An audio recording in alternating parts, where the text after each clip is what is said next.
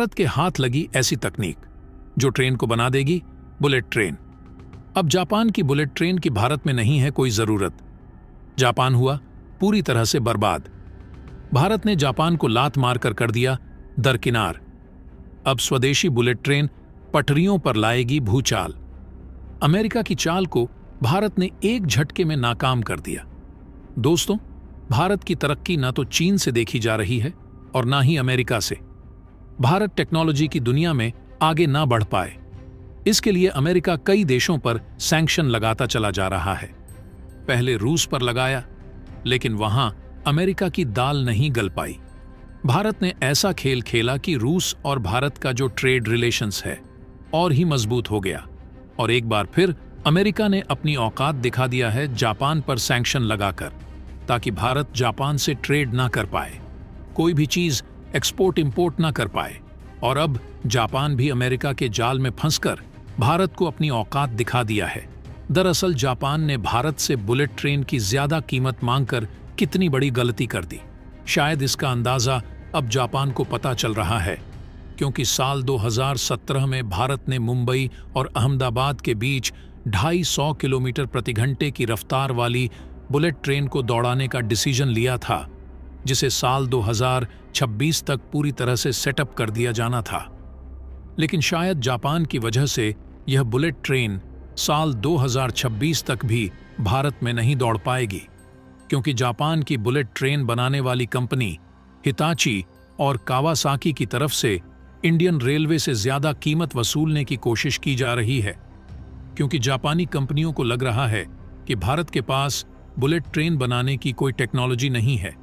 भारत पूरी तरह से मजबूर है और यह अच्छा समय है भारत से कई गुना बुलेट ट्रेन की कीमत को वसूलना, और भारत दे भी देगा। लेकिन भारत ने जापान को ऐसा झटका दिया है कि उसके सारे मंसूबों पर पानी फिर गया है। दरअसल अब भारत के रेल मिनिस्टर अश्विनी वैष्णव ने फैसला लिया है कि हम बुलेट ट्रेन को खुद ही भारत में बनाएंगे, और इसके लिए हमें विदेशी टेक्नोलॉजी की कोई जरूरत नहीं है। और यह फैसला भारत की तरफ से ऐसे समय पर लिया गया है जब जापानी कंपनी की तरफ से बुलेट ट्रेन के लिए दाम बढ़ा दिया गया है, और जापान की बुलेट ट्रेन बनाने वाली कंपनी ने सीधा कह दिया है कि एक बुलेट ट्रेन के लिए इंडियन रेलवे को 460 करोड़ देने होंगे। तब से लेकर अब तक स्ट्रेस का माहौल छाया हुआ है, और इसीलिए भारत की ICF, जो कि भारत की इंडिपेंडेंट रेलवे प्रोडक्शन कंपनी है, ये स्वदेशी असली बुलेट ट्रेन को बनाकर दौड़ाने के लिए भरपूर प्रयास में जुट चुकी है। और जापान को शायद अब यह समझ में आ रहा है कि उन्होंने बुलेट ट्रेन के दाम को बढ़ाकर कितनी बड़ी गलती कर दी है। तो दोस्तों, पूरी खबर क्या है जानेंगे इस वीडियो में, लेकिन उससे पहले भारत के इस कामयाबी के लिए इस वीडियो पर एक लाइक तो बनता है। फटाफट वीडियो को लाइक कर दीजिए। दरअसल दोस्तों, भारत जल्द ही बुलेट ट्रेन दौड़ाने की राह पर आगे बढ़ रहा है, जो कि भारत का एक हाई स्पीड रेल प्रोजेक्ट है, क्योंकि इसके लिए भारत में मुंबई और अहमदाबाद के बीच ट्रैक बिछाया जा रहा है, जिसका 80% काम पूरा भी हो चुका है।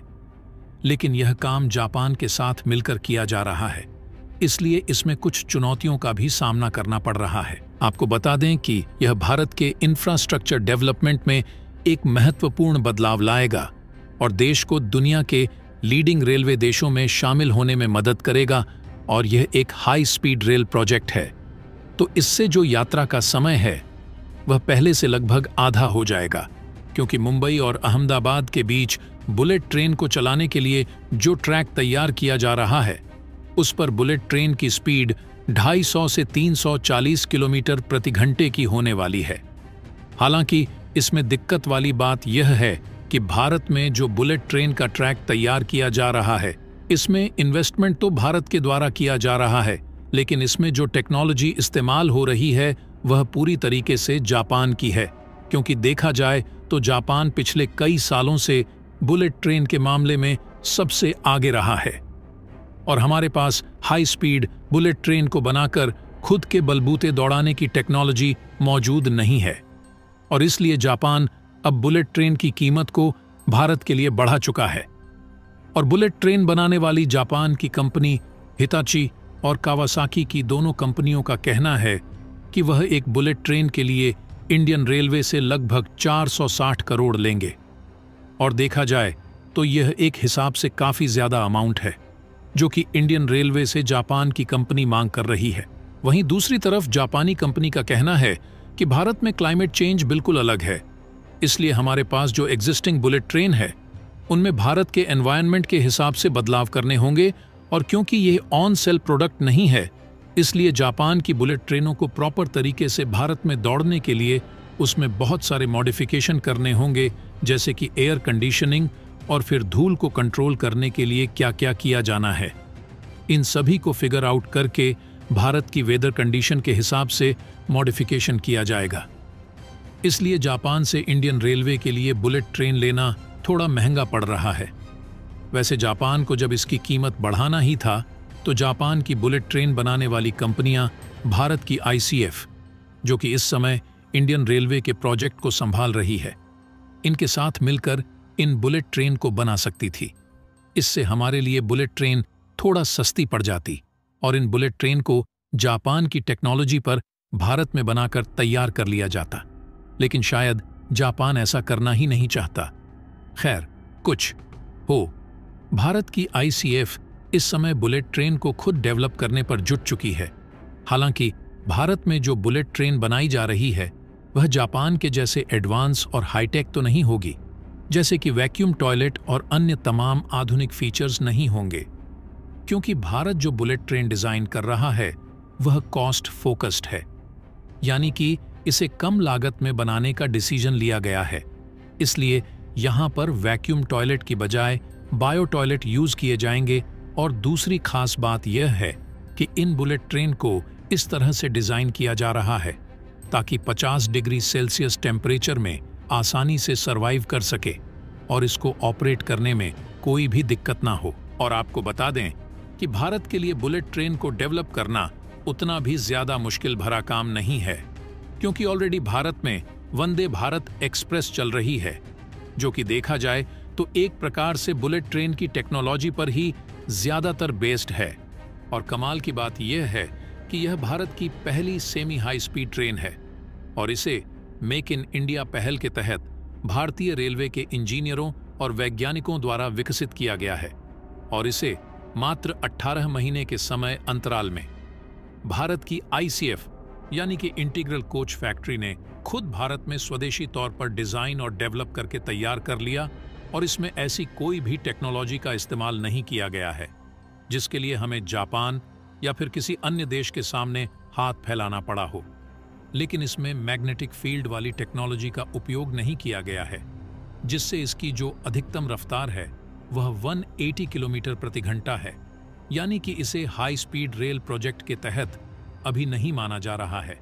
और भारत की जो पहली बुलेट ट्रेन होगी उसे मुंबई और अहमदाबाद के बीच चलाया जाएगा और इसकी स्पीड 250 किलोमीटर प्रति घंटे से 340 किलोमीटर प्रति घंटे तक होने वाली है, क्योंकि इसमें मैग्नेटिक फील्ड की टेक्नोलॉजी का इस्तेमाल करके बनाया जाना है, जिससे पूरे तरीके से कंप्लीट होने में 1-2 सालों का और समय लग सकता है। और भारत इतने तक ही सीमित नहीं रहने वाला, बल्कि जल्द ही अंडर सी यानी कि समुद्र के अंदर से बुलेट ट्रेन को चलाने के लिए टनल के निर्माण का काम भी शुरू होने जा रहा है। और इस तरीके के अंडर वाटर टनल का निर्माण लगभग 10 मंजिले की गहराई में किया जाएगा, जिसमें कोशिश यह रहेगी कि भारत और UAE के बीच एक ऐसा अंडर वाटर टनल तैयार किया जाए जिसमें बुलेट ट्रेन सीधे रास्ते के साथ ट्रैवल कर सके। हालांकि यह इतना भी आसान नहीं है, इसलिए शायद हमें विदेशी कंपनियों की भी मदद लेनी पड़ेगी, फिर चाहे भले ही इन्वेस्टमेंट ज्यादा ही क्यों ना हो, क्योंकि इस तरीके के प्रोजेक्ट में सिक्योरिटी का भी विशेष ध्यान रखा जाना सबसे ज्यादा जरूरी है। और भारत जिस तेजी के साथ बुलेट ट्रेन पर खुद काम कर रहा है, उससे हाल ही में जब G7 समिट में भारतीय प्रधानमंत्री गए थे तो जापान के द्वारा बुलेट ट्रेन की चर्चा की गई। और यदि हमें बुलेट ट्रेन को 1-2 सालों के अंदर दौड़ाना है तो जापान की मदद लेनी पड़ेगी। वाकई आपको क्या लगता है कि हमें जापान से बुलेट ट्रेन खरीदनी चाहिए या फिर खुद बनाने पर फोकस करना चाहिए? तो दोस्तों, इसके बारे में आपका क्या कहना है?